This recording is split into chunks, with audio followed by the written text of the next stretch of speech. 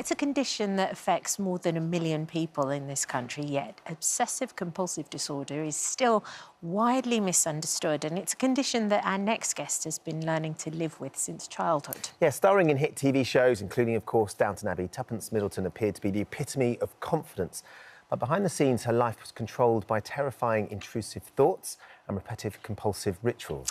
Now Tuppence has opened up about the extent of her condition for the first time in her new memoir, Scorpions. And as she's preparing to take to the West End stage again tonight, Tuppence has taken a break from her busy schedule to tell us more about the book. Firstly, you started last night in The Years, which saw on Saturday. I'm still reeling from. Yeah. How did it go?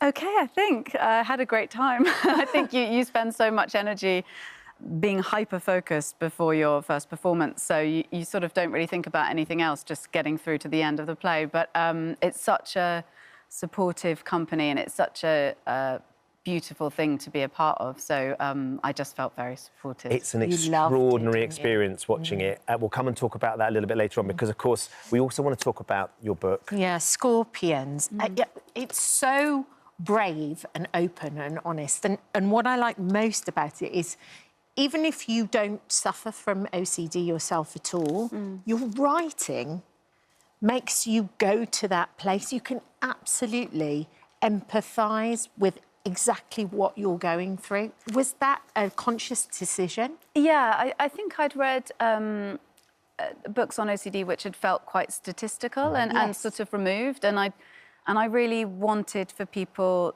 to feel like they were inside the head of someone with OCD, for it to feel immersive, so you could understand the thought processes. And I think we have a very sort of generalised, often trivialised version of what OCD is. Yeah. And whether that's people thinking, oh, I like order and cleanliness.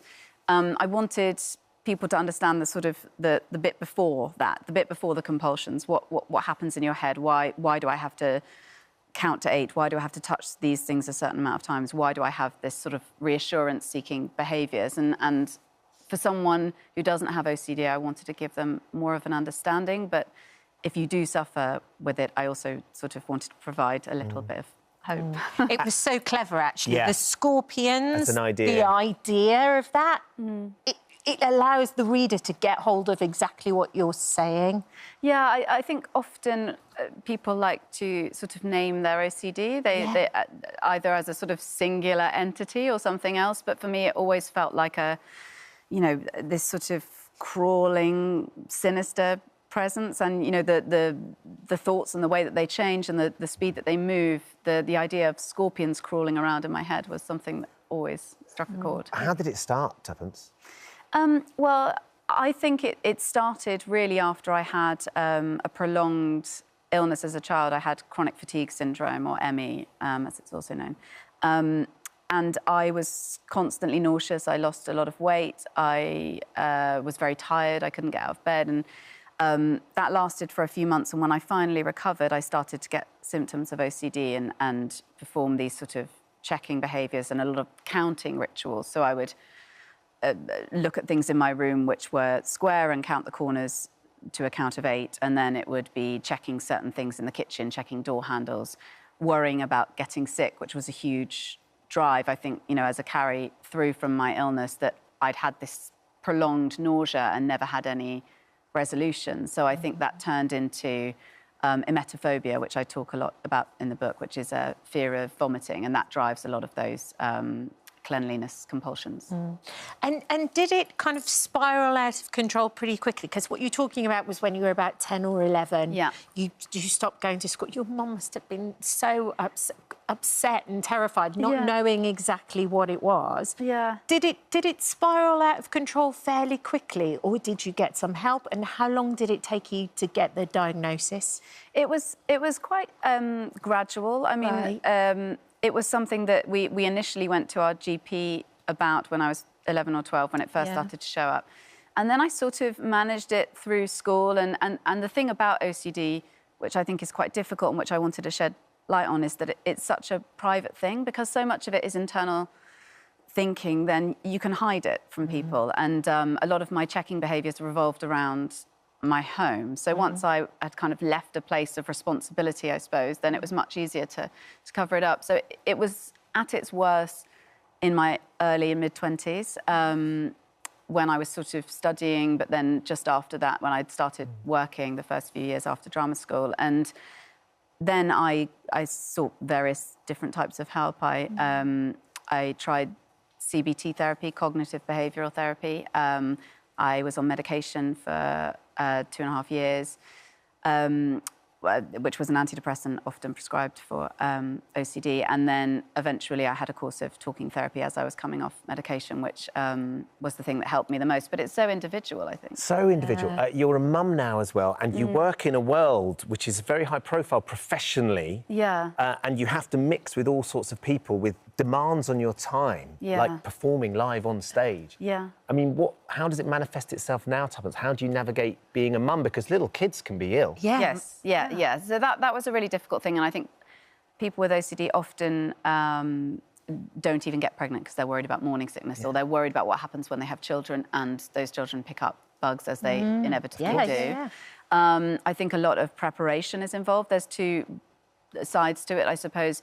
You have this distraction which requires a lot of your focus. So in that respect, sometimes it can distract me from routines and rituals that I set up, which is a great thing. And then on the other hand, there is this huge anxiety about, going to a soft play or going to nursery and picking up bugs. And so then I have these sort of kits which I built in case she gets ill. And I have a very understanding partner. And it's a lot about preparing yourself for those situations. Being organised. Yeah.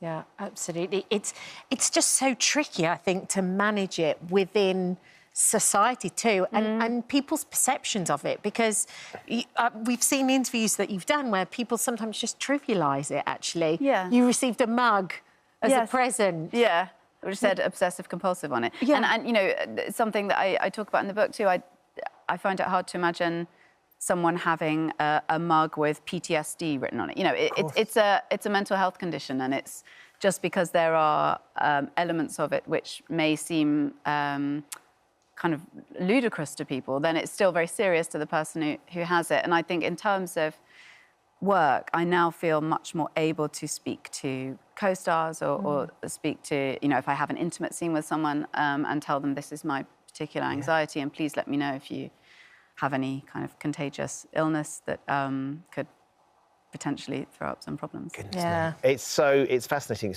As Kat was saying, it's brilliant that you're talking about it so openly as well. Like, we know you professionally so open, but personally, this is the difference. We're joined as well now by psychiatrist and OCD specialist, Professor David Veale. Good morning to you, Professor David. Thank you for joining us.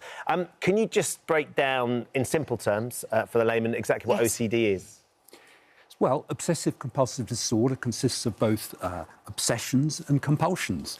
And an example of an obsession might be a fear of contamination, perhaps from germs or something, and leading to compulsive washing.